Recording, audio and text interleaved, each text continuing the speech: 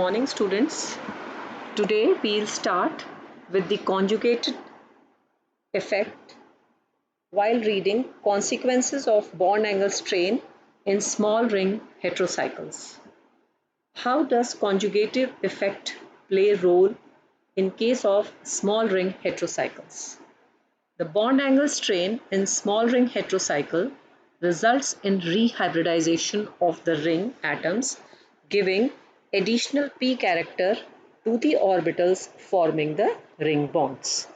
तो bond angle strain की वजह से जो कि स्मॉल रिंग हेट्रोसाइक्लिक कंपाउंड्स हैं या जो स्मॉल रिंग हेट्रोसाइकल्स हैं उनमें बॉन्ड एंगल स्ट्रेन की वजह से क्या होता है, रीहाइब्रिडाइजेशन ऑफ रिंग एटम्स हुआ और रीहाइब्रिडाइजेशन ऑफ रिंग एटम्स होने की वजह से जो एडिशनल पी कैरेक्टर उसमें इंट्रोड्यूस हो जाता है जो रिंग बॉन्ड्स हैं. Thus the ring bonds behaves in some respect to the double bonds. तो उनका जो कैरेक्टर है वो लगभग डबल बॉन्ड की तरह बिहेवियर उनका शुरू हो जाता है. If the small ring is conjugated with pi electron system, मतलब यदि एक स्मॉल रिंग जो है वो पाई इलेक्ट्रॉन सिस्टम के साथ कॉन्जुगेट करती है, that means having the double bond, the conjugation is transmitted through the small ring due to overlapping of double bond pi orbital with p-like orbitals of the small ring. तो अगर एक small ring conjugate करती है pi electron system में, pi electron system के साथ जिसमें कि डबल बॉन्ड है, तो ये जो कॉन्जुगेशन है ये ट्रांसमिट होता है स्मॉल रिंग के अंदर. किसकी वजह से? Because of the overlapping of double bond pi orbital किसके साथ? With p like orbitals of the smaller rings. तो the transmission of conjugation through the small heterocyclic ring can be evidenced, यानी कैसे कॉन्जुगेशन जो है ट्रांसमिट होता है या कैसे ट्रांसमिशन होता है कॉन्जुगेशन का. ट्रांसमिशन का मतलब है बढ़ना towards the heterocyclic ring from one place to other. तो the transmission of conjugation through the small heterocyclic ring, उसका कैसे पता लगाया जा सकता है? इट कैन बी एविडेंस्ड, या उसका एविडेंस हमें किससे मिल रहा है? लैम्डा मैक्स से. जो वेवलेंथ है वो किधर शिफ्ट हो रही है? Towards the higher wavelength region. तो due to conjugation the lambda max appears at a higher wavelength region in the ultraviolet spectra as seen in the substituted aziridines in figure 5. तो कहने का मतलब ये है कि कॉन्जुगेशन की वजह से, और कॉन्जुगेशन किस वजह से हुआ है? Because the heterocyclic small ring heterocycles have जो है रीहाइब्रिडाइजेशन जैसा बिहेवियर शो करके एडिशनल पी कैरेक्टर उसमें इंक्रीज होगा. तो जिसकी वजह से क्या हो रहा है कि जब हम इसका एविडेंस देखते हैं तो जो लैम्डा मैक्स है एक कॉन्जुगेशन उसमें ट्रांसमिट होता है, जिसकी वजह से जो लैम्डा मैक्स है वो हायर वेवलेंथ रीजन की तरफ अल्ट्रावायलेट स्पेक्ट्रम में चला जाता है, जो कि हम किसी भी सब्स्टिट्यूटेड एजरिडीन में या किसी भी और स्मॉलर हेट्रोसाइक्लिक कंपाउंड्स में स्टडी कर सकते हैं. ये फिगर जो है हम आगे फिफ्थ फिगर जो है अभी आप देखेंगे जिसमें कि एजरिडीन जो है वो सब्स्टिट्यूटेड पोजीशन पर है, उसमें हमें दिख रहा है. दिस इज द फिगर जो कि सब्स्टिट्यूटेड एजरिडीन है. स्मॉल 3 मेंबर्ड रिंग है पर सब्स्टिट्यूटेड है और डबल बॉन्ड जो है वो कॉन्जुगेशन में आ जाता है और ट्रांसमिशन होता है with the smaller hetero atom which increases the p character of this. Now similarly when we come to this, how the basicity is also affected. Now the basicity को जब हम स्टडी करते हैं तो एजरिडीन itself is less basic than the acyclic secondary amines. एजरिडीन जो है अपने आप में लेसर बेसिक है किसके कंपैरिजन में? acyclic secondary amines के कंपैरिजन में. The low basicity of एजरिडीन, अब क्यों ये जो चेंजेस आ रहे हैं कंपाउंड में उनको जब स्टडी किया जाता है तो उसके बहुत सारे एविडेंसेस निकल के आते हैं. तो जैसे the low basicity of aziridine is attributed to the bond angle strain, मतलब बॉन्ड एंगल में स्ट्रेन होने की वजह से जो एजरिडीन है वो लेसर बेसिक है किसके कंपैरिजन में? जो इसके एनालॉग्स हैं एसाइक्लिक सेकेंडरी अमीन्स के कंपैरिजन में। और इसको किस तरह से एक्सप्लेन किया गया? It is explained by considering the hybridization of lone pair on nitrogen. So the bond angle strain in aziridine results in the increase in S character. जो bond angle का strain aziridine में आया है तो उसकी वजह से क्या होगा? S character जो है वो increase हो जाएगा। तो by the increase in the S character of the lone pair and the hybridization of the lone pair on nitrogen will be between sp2 and sp3. ना तो पूरी तरह से वो sp2 हाइब्रिडाइज्ड होगा ना sp3, तो इन बिटवीन एक कैरेक्टर जो है उसमें इंट्रोड्यूस हो जाता है। The increased s character of the hybrid orbitals brings the lone pair closer to the nucleus. जैसे जैसे s कैरेक्टर इंक्रीज होगा तो जो हाइब्रिडाइज्ड ऑर्बिटल है वो लोन पेयर को क्या करेगा? न्यूक्लियस के पास ले आएगा and therefore it will be less available for the protonation when compared to the acyclic amines.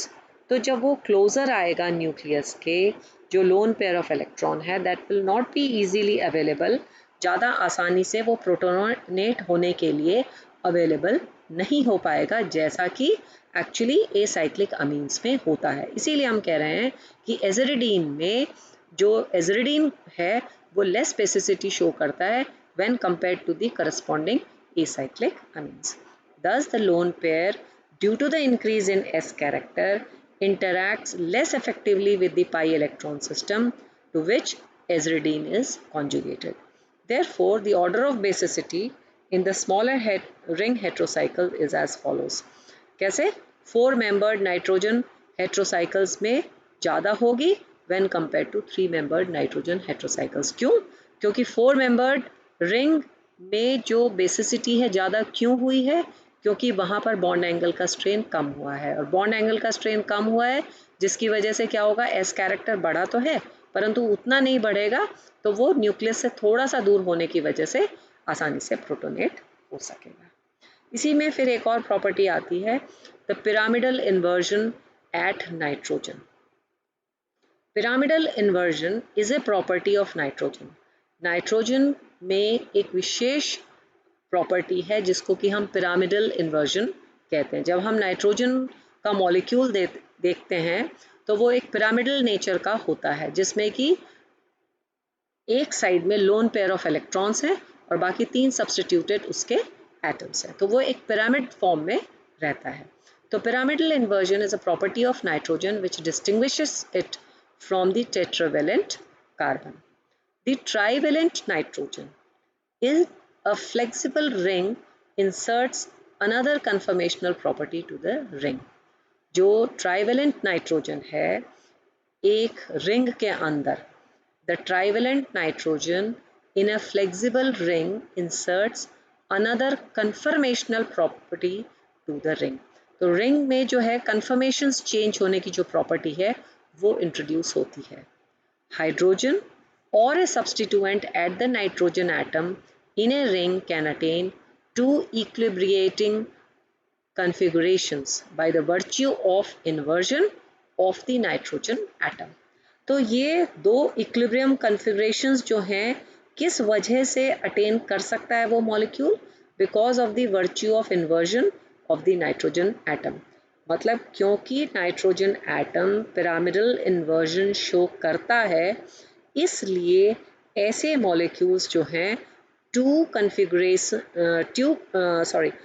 configurations in the equilibrium positions can be obtained. Why?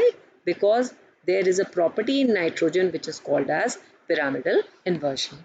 तो the rate of atomic inversion is affected. अब ये जो inversion की जो rate है वो किस बात पर निर्भर कर रही है, ये कैसे affect हो रही है? That can be affected by the size of the ring in which nitrogen is inserted and the substituents attached to the nitrogen. यानी वो 2 किन बातों पर निर्भर करेगा कि इन्वर्जन ईजी होगा या नहीं होगा? That is size of the ring in which nitrogen is present and the substituents attached to the nitrogen. But when nitrogen atom is involved in 3-membered ring, जबकि नाइट्रोजन एटम किस में उपस्थित है, 3 membered ring में है। जैसे कि एजरिडीन का एग्जाम्पल यदि हम लें तो the confirmation changes arise mainly from the pyramidal inversion of nitrogen because aziridine ring is planar and rigid। तो यहाँ पर हम कह रहे हैं कि एजरिडीन का यदि हम एग्जाम्पल ले रहे हैं तो द कन्फर्मेशनल चेंजेस अराइज, तो कन्फर्मेशन जो है वो चेंज होंगी। क्यों होंगी? क्योंकि नाइट्रोजन जो है पिरामिडल इन्वर्जन शो आसानी से कर रहा है because the ring is planar and rigid. The pyramidal inversion in aziridine is reduced because of the much higher energy barrier in aziridine। तो यहाँ पर हम क्या कह रहे हैं कि but when the nitrogen atom is involved in 3-membered ring aziridine, the conformational changes arise mainly from the pyramidal inversion of nitrogen। तो जो conformational changes हैं pyramidal inversion के aziridine के केस में वो किस वजह से arise करेंगे? Because of the nature of nitrogen। और एजरिडीन रिंग कैसी है? प्लेनर और रिजिड है। फिर भी द पिरामिडल इन्वर्जन इन एजरिडीन जो है वो रिड्यूस हो जाता है। उसका रीज़न क्या है? पिरामिडल इन्वर्जन है, परंतु वो क्यों रिड्यूस हो गया है? Because of the higher energy barrier in case of aziridine. Delta G किसके बराबर है? 72 किलो जूल्स पर मोल। किसके कंपैरिजन में? As the energy barrier in case of acyclic unstrained compounds. तो बेसिकली कहने का मतलब ये है कि एजरिडीन में भी पिरामिडल इन्वर्जन नाइट्रोजन का हो रहा है, कन्फर्मेशंस चेंज होंगी क्योंकि वो रिंग जो है प्लेनर है, रिजिड है। लेकिन यदि हम इसको किससे कंपेयर कर रहे हैं? हम यदि इसको एसाइक्लिक अनस्ट्रेन्ड कंपाउंड से कंपेयर करते हैं तो इस केस में एजरिडीन के केस में कंपैरेटिवली हायर एनर्जी बैरियर है, जबकि जो एसाइक्लिक अनस्ट्रेन्ड कंपाउंड्स हैं उनमें जो एनर्जी बैरियर है वो काफ़ी हद तक कम है। जैसे अमोनिया में कितना है? 24 to 25 किलो जूल्स पर मोल, जबकि ट्राई मिथाइल अमीन में कितना है? 34.4 किलो जूल्स पर मोल। तो इस तरह से जो इन्वर्जन है, पिरामिडल इन्वर्जन है, अनस्ट्रेन्ड एसाइक्लिक कंपाउंड्स में लो एनर्जी बैरियर है तो it will get inverted. sp3 hybridized है, फिर sp2 में, फिर sp2 से अगेन sp3 में टोटली इन्वर्ट हो जाती है इसकी पोजीशन। तो जब हम 3 मेंबर्ड रिंग को स्टडी करते हैं तो पिरामिडल इन्वर्जन इस प्रकार से शो करेगा।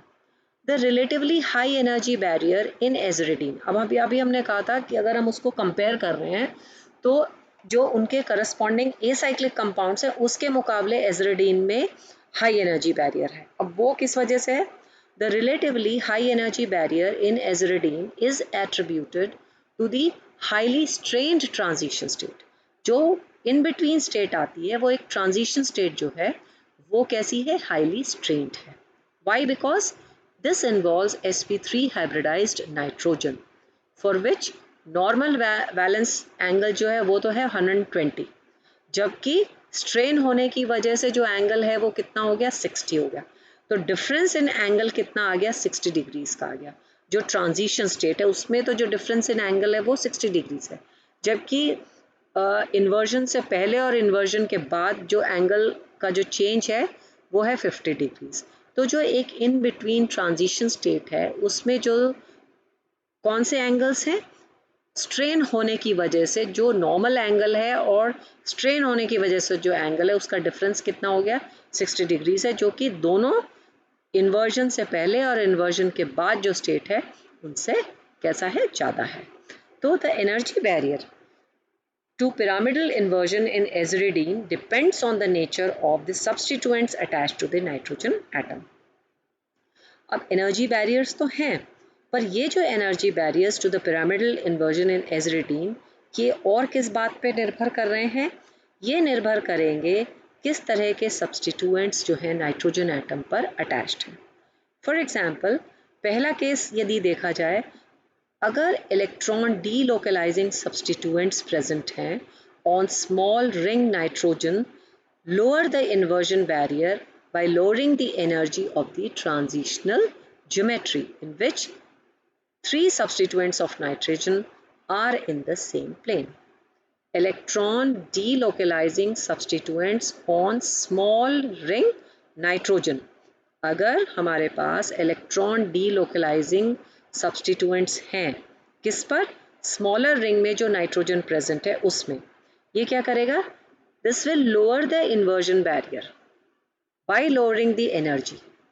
जो एनर्जी का बैरियर है उसको लोअर करेगा, किस वजह से? लोअरिंग ऑफ एनर्जी होगी, inversion, lowering of inversion energy होगी। वाई? बिकॉज द ट्रांजिशन जो उसकी ज्योमेट्री है वो इस तरह से होगी, इस ज्योमेट्रिक की वजह से या फ्लैट ज्योमेट्री की वजह से there will be lowering of energy, और लोअरिंग ऑफ एनर्जी होगा, वो क्या करेगा इन टर्न? जो इन्वर्जन का जो बैरियर है उसकी एनर्जी को कम कर देगा। In which three substituents of nitrogen are in the same plane, एक फ्लैट ज्योमेट्री क्रिएट हो जाएगी। जैसे एसाइल्स में, एराइल्स में कार्बोक्सो एल्कोक्सी एनर्जी बैरियर्स, उन केसेस में ये रिड्यूस हो जाएगा। फिर ऐसे ही the substituents bearing unshared electron pairs, ऐसे सब्स्टिट्यूएंट्स जिसमें कि अनशेयर्ड इलेक्ट्रॉन पेयर्स हैं, जैसे NH2, Cl, OH, OCH3, this increases the energy barrier considerably and the enantiomers can be isolated। तो जिनमें एनर्जी बैरियर्स कम होंगे तो ऐसे केस में तो क्या होता है, लेफ्ट टू राइट एंड एक बीच में इक्विलिब्रियम स्टेट आएगी, तो वहाँ पर रेडिली इन्वर्जन्स जो हैं होते रहते हैं। पर यदि एक ऐसा सब्स्टिट्यूएंट है जिसमें कि अनशेयर्ड पेयर ऑफ इलेक्ट्रॉन्स है, ये एनर्जी बैरियर को क्या कर लेगा? इंक्रीज कर देगा, और जिसकी वजह से क्या होगा, जो इन्वर्टेड फॉर्म्स हैं, जो इनैंशियोमर्स आए हैं, वो आसानी से आइसोलेट हो सकते हैं। मीन्स उनकी स्टेबिलिटी जो है उस पर्टिकुलर स्टेट में कुछ हद तक और बढ़ जाएगी, क्योंकि एनर्जी बैरियर बढ़ गया। तो लेफ़्ट टू राइट जाने में या राइट टू लेफ़्ट आने में उनको एनर्जी क्रॉस करने के लिए ज़्यादा समय लगेगा, तो इतना टाइम अवेलेबल हो जाता है कि ऐसे में एनैंशियोमर्स जो हैं आइसोलेट कर लिए जाते हैं। The increased energy barrier is probably due to the unfavorable lone pair interactions in the planar transition state। और ये जो एनर्जी बैरियर का इंक्रीज हुआ है वो किस वजह से हुआ है? लोन पेयर इंटरैक्शंस हुए हैं जो कि अनफेवरेबल हैं, किस केस में? प्लेनर ट्रांजिशन स्टेट में। तो दैट इज़ वाई यहाँ पर हमने शो किया हुआ है कि अगर नाइट्रोजन पे सब्स्टिट्यूएंट बदल दिए जाते हैं, डिफरेंट सब्स्टिट्यूएंट्स प्रेजेंट हैं, तो जो एनर्जी बैरियर्स हैं उसके लिए कितने एनर्जी नीडेड है? तो energy barriers to nitrogen inversions in substituted aziridines, ऐसे ही जितना ज़्यादा बड़ा सब्स्टिट्यूएंट होगा तो वो स्टेरिक हिंड्रेंस क्रिएट करेगा। तो स्टेरिक hindrance also affects या destabilizes the pyramidal form and lowers the energy barrier. Similarly, solvents which stabilize the ground state conformers through the hydrogen bonding or by solvation raises the energy barriers। तो कुछ factors ऐसे हैं जो energy barriers को increase करते हैं, कुछ factors ऐसे हैं जो कि एनर्जी बैरियर्स को लोअर करते हैं for the pyramidal inversion of nitrogen. तो ये भी एक फैक्टर है कि हम जो 3 मेंबर्ड हेट्रोसाइक्लिक कंपाउंड्स हैं या 3 मेंबर्ड हेट्रोसाइकल्स हैं, उनमें जो कॉन्सिक्वेंसेस हैं इन स्ट्रेन के, बॉन्ड एंगल स्ट्रेन के, इनके बारे में हम डिस्कस करेंगे। Similarly, now we have one more point or topic which is called as torsional strain. The forced deviation from the most favorable conformation causing relative instability to the molecule is known as bond torsion, and the energy that creates bond torsion is called as torsional strain।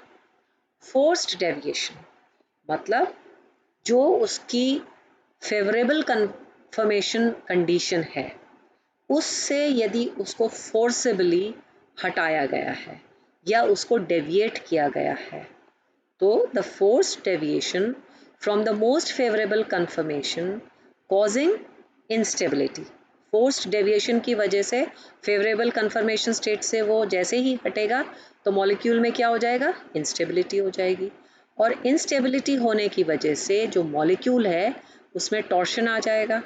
तो this will be called as bond torsion, क्योंकि bond के अंदर एक तरह से strain आ गया है, तो उसको क्या कहा जाता है? Bond torsion. और जो एनर्जी जो इस बॉन्ड टॉर्शन को क्रिएट करती है, that is called as torsional strain.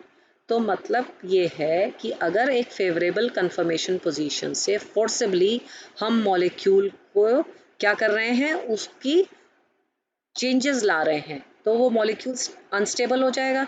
Unstable होते ही वो उसमें टॉर्शन आ जाएगा, और वो एनर्जी जो कि इस बॉन्ड टॉर्शन को क्रिएट करती है, that is called as torsional strain. तो द टॉर्शनल एनर्जी या टॉर्शनल स्ट्रेन जो है, this is a measure of the torsional strain. Torsional energy is the measure of torsional strain for a molecule and changes with the change in dihedral angle. तो जैसे जैसे dihedral angle change होता है, वैसे वैसे ही जो टॉर्शनल स्ट्रेन है वो भी क्या हो जाता है, चेंज हो जाता है। तो the torsional energy E can be expressed by the equation as E is equal to 5.87 1 minus cos 3 omega, where omega is the deviation of dihedral angle from the most favorable conformation.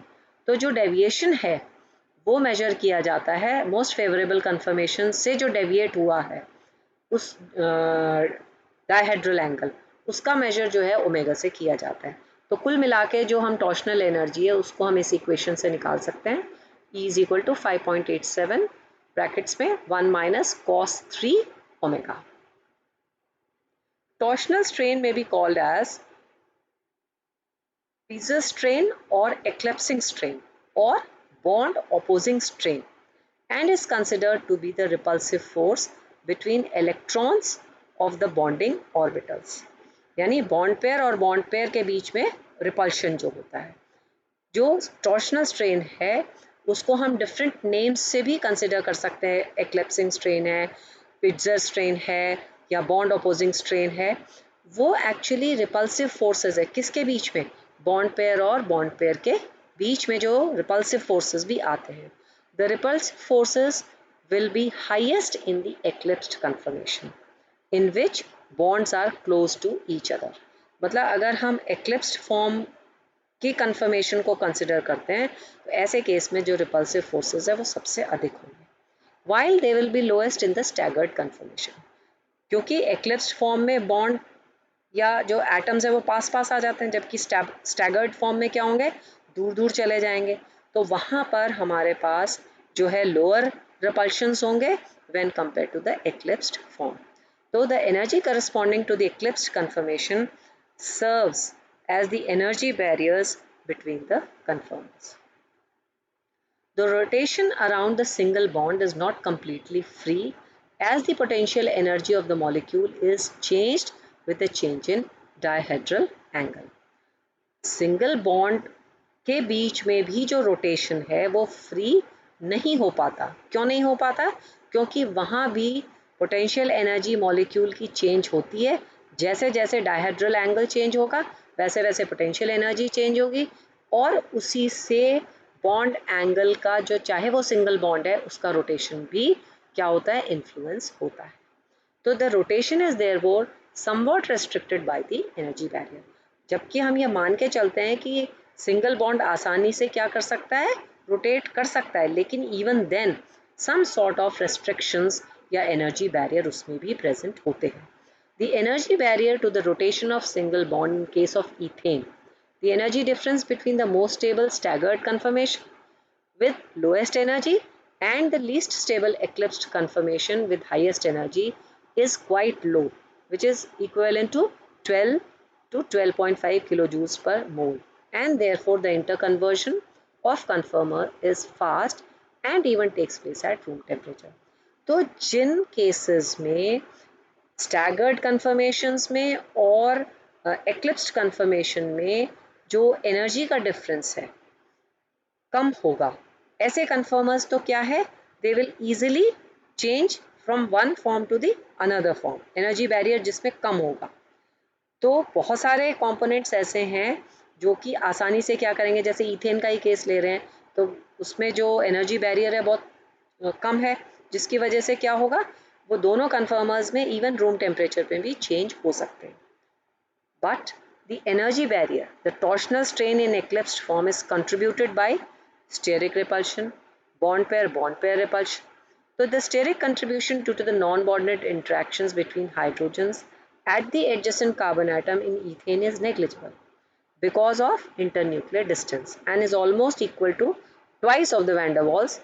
तो कहने का अभिप्राय ये है कि single bond में भी जो रोटेशन है वो भी कई बातों पर निर्भर करती है, जबकि डायहेड्रल एंगल यदि उसमें चेंजेस ज़्यादा आ रहे हैं तो मॉलिक्यूल में जो पोटेंशियल एनर्जी है उसकी वजह से रोटेशन उतना आसान नहीं होगा.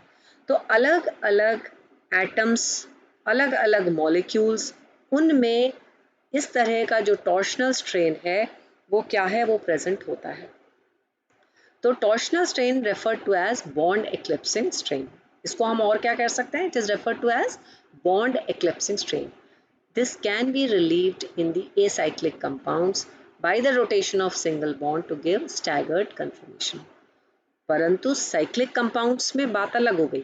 But in case of cyclic compounds, the rotation of the single bond is not possible and the strain resulting from eclipsing of the bond makes substantial contribution to the strain. ये चीज़ जब हम acyclic compounds में पढ़ते हैं तो वो आसानी से क्या हो रहा है, इंटर कन्वर्जन्स वहाँ पर हो पा रहे हैं क्योंकि वहाँ पर डायहेड्रल एंगल उतना कंट्रीब्यूट नहीं करता जितना कि डायहेड्रल एंगल्स का कंट्रीब्यूशन साइक्लिक कंपाउंड्स में होता है. तो इन case of cyclic compounds the rotation of the single bond is not possible and the strain resulting from the eclipsing of the bond makes substantial contributions to the strain. तो वहाँ पर strain develop हो जाता है. तो cyclohexane assumes two conformations, the chair form and the chair form most stable with minimum potential energy known as the staggered form, which is without eclipsing the strain, and the boat form which is least stable with maximum potential energy known as flexible eclipsed form with eclipsed strain. तो वहाँ भी दो conformations तो possible है, पर यदि हम किससे कंपेयर कर रहे हैं, एसाइक्लिक कंपाउंड से कंपेयर कर रहे हैं, तो इन केसेस में जो एनर्जी बैरियर्स हैं वो ज़्यादा अधिक होंगे. क्यों? क्योंकि यहाँ पर डायहेड्रल एंगल्स का भाई रोल जो है वो ज़्यादा हो जाता है. तो cyclohexane assumes two conformations, chair form which is the most stable with minimum potential energy known as the staggered form which is without eclipsing the strain, and the boat form which is least stable with maximum potential energy known as the flexible or the eclipsed form with eclipsed strain. The energy barrier, the energy difference between the two forms is 21 to 25 kilojoules per. The increased energy of the boat form is attributed to the eclipsing strain. Why? Because due to the 4 pair of eclipsed carbon-hydrogen bonds and due to the steric repulsion or van der Waals strain due to crowding between the flagpole hydrogen atoms. तो boat form में क्या है, जो hydrogen atoms हैं वो बहुत ही नज़दीक आ जाते हैं, तो वो जो है कंपैरेटिवली लेसर स्टेबल है when compare to the chair form. The replacement of the carbon atoms by the hetero atoms. अब अभी तो हम उसके काउंटर पार्ट जो कि साइक्लिक या साइक्लोहेक्सेन है उसकी ही बारे में बात, साइक्लोपेंटेन हो, साइक्लोहेक्सेन हो या साइक्लोब्यूटेन हो, उसके बारे में बात कर रहे हैं. लेकिन अगर हम उसमें हेटेरो एटम भी इंट्रोड्यूस कर दें, जैसे ऑक्सीजन है, सल्फर है, नाइट्रोजन है, this will cause considerable change in the rotational energy barrier. The presence of lone pair on the hetero atom considerably influences the preferred conformations. तो जितनी आसानी से इनके काउंटर पार्ट में without the presence of hetero atom possible है कि वो chair form में, बोट फॉर्म में कन्फर्मर्स जो हैं चेंज हो सकते हैं, उतना ईजिली किस में नहीं हो पाएंगे, जबकि वो हेटेरो एटम्स में. तो जो हेटेरो एटम्स की उपस्थिति है वो एक्चुअली क्या करेगी, जो रोटेशनल एनर्जी बैरियर है उसमें वो इन्फ्लुएंस करेगी, और इन्फ्लुएंस करते ही क्या होगा, जो प्रेफर्ड कन्फर्मेशंस हैं उनमें भी चेंजेस जो है आएंगे, that will also be highly influenced. Thank you.